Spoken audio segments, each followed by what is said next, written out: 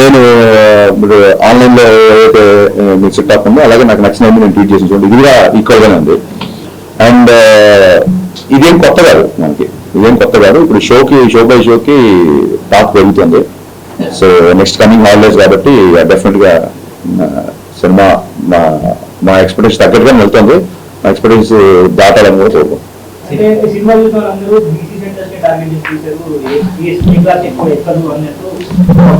అంటే ఇప్పుడు ఇందులో ఉన్న ఒక కిషోర్ కుమార్ గారి పాటలు కానీ, లేకపోతే ఇందాక మన పాటలు మిత్రుగా పాడుతున్నాడు Mahesh Bhatt cinema song. So ఒక ఈస్థెటిక్స్ 90s బ్యాక్డ్రాప్ లో పాటలది ఒక సినిమాటిక్ లిబర్టీ తీసుకున్నా సరే, సినిమా మొత్తం మీరు అప్పుడు మీరు చూసుంటారు కాబట్టి జిక్కి గారి లంగానే ఉంటుంది. So families A class, B class, C class అందరూ చూస్తున్నారు. బేసిక్గా నాకు కొంచెం మాస్ సినిమా కాబట్టి మీరు అన్నంత కంపారిటివ్లీ ఏ క్లాస్ కంపేర్ చేస్తే బీసీ సెంటర్ కొంచెం రెస్పాన్స్ ఎక్కువ ఉంటుంది. పర్సనల్ లైఫ్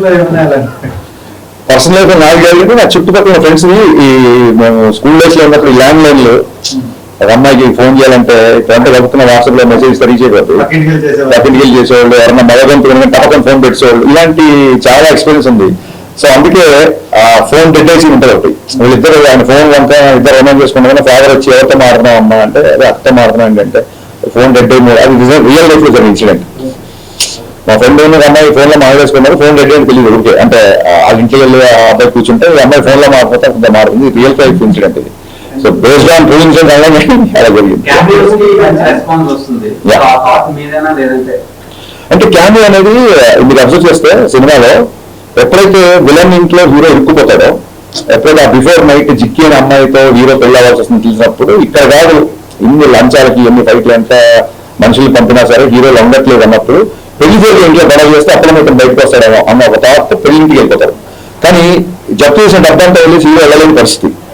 సో అక్కడ ఇంకొక అయితే ఒకసారి రావాలి, కథ డిమాండ్ చేసింది. అక్కడ ఇంకో డైరెక్టర్ ఊరికే స్టార్ తో క్యామియో చేయించడానికి కాదు, కథ డిమాండ్ చేసింది. డిమాండ్ చేసినప్పుడు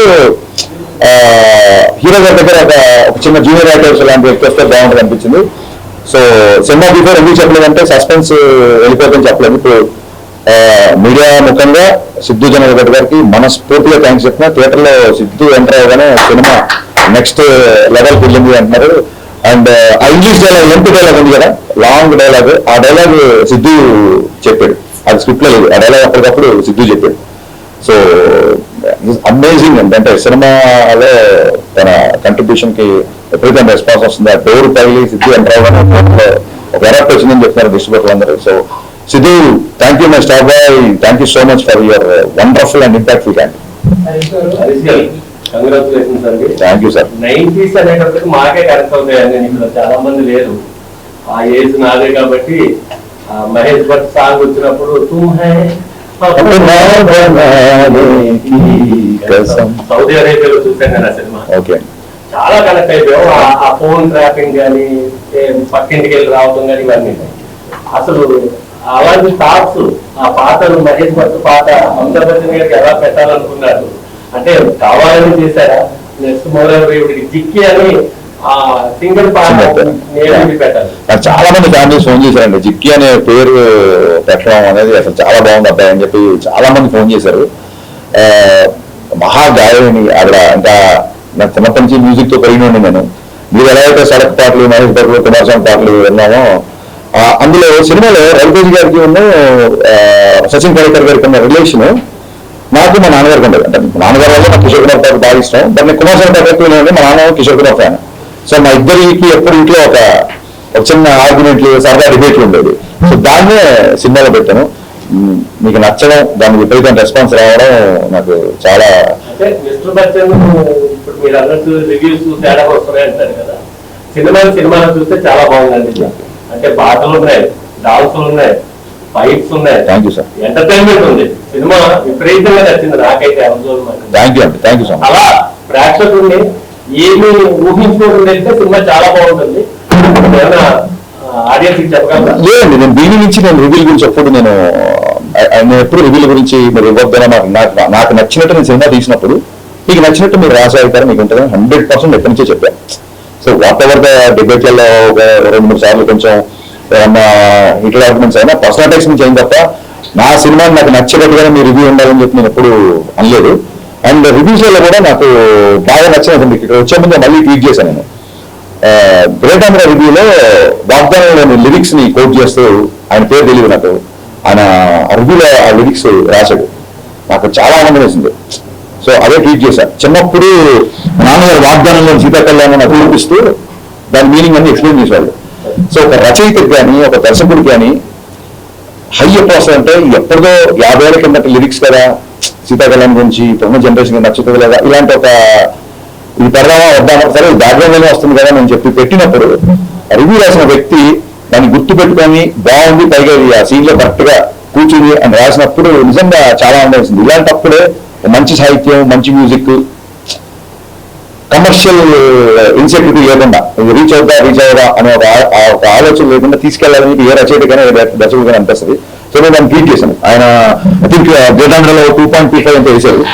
సో ఐ థింక్ చాలా సినిమాలు 2.5, 2.25 చాలా సినిమాలు బ్లాక్ బస్టర్ అయ్యాయి, పెద్ద సక్సెస్ అయ్యాయి. నాకు ఓకే ఓకే లేదండి, అలాగే జర్నలిస్టులు ఎప్పుడు బ్లాక్ చేయలేదు. నేను బ్లాక్ చేసేవాళ్ళు ఎవరంటే కొంచెం బూతులు మాట్లాడుతూ ఇంట్లో ఉన్న లేడీస్ని తిడుతూ అలాంటి బ్లాక్ చేస్తుంది తప్ప నీ సినిమా బాగాలేదు అప్పుడు ఇన్ని అప్రిషియేషన్ వచ్చినప్పుడు ఎక్కడో కొంత నెగిటివిటీ ఉన్నప్పుడు అది తీసుకోవద్దు కదా. మొత్తం ఆదాయ గోపాలను ఆ సినిమా అవరించాలని కోరుకోవడం కూడా అత్యాశ. డెఫినెట్గా కొంతమంది నచ్చలు ఉంటారు, వాళ్ళు మాట్లాడుతుంటారు, because we have a digital evolution these days. అది ఉంటుంది. కమింగ్ టు ద జర్నలిస్ట్ ఆయన ఏం చేశారంటే ఒక ఫోటో పెట్టి ఇది దాని గురించి ఏదో కామెంట్ చేశారు. సో చాలా మంది అడుగుతున్నారు ఎందుకు మీరు దాన్ని కాంపర్ చేయట్లేదు, ఆజ్ఞాలు అందరూ మన ఇష్టపడేవాళ్ళు, సినిమా నచ్చిన వాళ్ళు అందరూ. అదేంటంటే first day of the shoot అండి. బేసిక్ గా first day of the shoot Shekhar master ఎప్పుడైతే డ్యాన్స్ మూమెంట్లు మూవీ వెళ్ళిపోతాయి అనుకోండి, అది ఎప్పుడు చూడడానికి అడ్డగా ఇబ్బందిగా ఉండకపోవచ్చు. మీరు ఎప్పుడైతే డ్యాన్స్ మూమెంట్ ని మ్యాగ్నిఫై చేసి ఫోటో తీసి స్క్రీన్ చేశారనుకో, అది ఒక పోస్టర్ లాగా మీరు ప్రతి పోస్టర్ స్టిల్ కదా, స్టిల్ ఫోటోగ్రఫీ కదా. సో స్టిల్ ఫోటోగ్రఫీ చూస్తే మీరు ఏ పాటలో ఏ స్క్రీన్ షాట్ తీసినా మీకు ఇబ్బంది కలిగినా చేయొచ్చు బేసిక్ గా. అయినా సరే నేను దాన్ని ఎందుకు అవుతుంది అంటే శేఖర్ మాస్టర్ చాలా పెద్ద మాస్టర్. ఫస్ట్ డే షూట్ ఆ మూమెంట్ అతను కంపోజ్ చేసినప్పుడే ఇది పెద్ద ఎంకరేజింగ్ లేదు, పెద్ద అవసరం లేదని నాకు ఒక చిన్న థాట్ వచ్చిందండి బేసిక్ గా. But first day shoot master రాగానే ఈ మూమెంట్ వద్దు ఆ మూమెంట్ వద్దంటే డైరెక్టర్ ఆయన కొంచెం లేదు అయిపోతారు. ఆ day first day shooting setup చేసి టెన్షన్ ఉన్నాను. సో ఆ రిహార్సల్ చేసినప్పుడు నాకు అనిపించింది ఈ పాట ఈ మూమెంట్ అవసరం, ఎందుకంటే చాలా మంచి లిరిక్స్ వెళ్తుంది పాట. కానీ మాకు సెన్సార్లో కూడా డాన్స్ మూమెంట్ పాస్ అయిపోయింది, దాన్ని కొద్దిగా పట్టించుకోలేదు. ఎందుకు కౌంటర్ చేయలేదు ఆ విషయంలో మూర్తి గారిని అంటే అన్ని విషయాలు మనమే కరెక్ట్ అయిపోయాం. డెఫినెట్గా అన్ని విషయాలు మేమే కరెక్ట్ అయ్యాలని రూల్ లేదు కదా. సో అతనికి ఆ మూమెంట్ గురించి అతను ఫీల్ అయ్యాడు. సినిమాలో చాలా మంచి విషయాలు ఉన్నాయి, దాన్ని కూడా మనం భూతగా చూపించవచ్చు.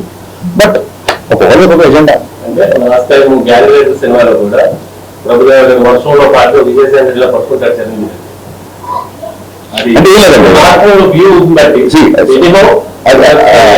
అదేంటంటే మేమున్న పరిస్థితులలో క్రియేటివ్ పొజిషన్లో ఉన్నప్పుడు, ఇండస్ట్రీలో ఉన్నప్పుడు వాళ్ళు చేశారు కదా మేము చేయాలి ఇలాగ మాట్లాడే ఇంకొకటి కంపేర్ చేసుకోవడం అందరూ మా వాళ్ళే కాబట్టి అలా కంపేర్ చేసుకోవడం కరెక్ట్ కాదు. సో మీరు అన్నారు కాబట్టి నేను ఆ కామెంట్ నేను తీసుకున్నాను కాబట్టి ఆయనకి నేను కౌంటర్ అయ్యి తెలుసుకోవాలి.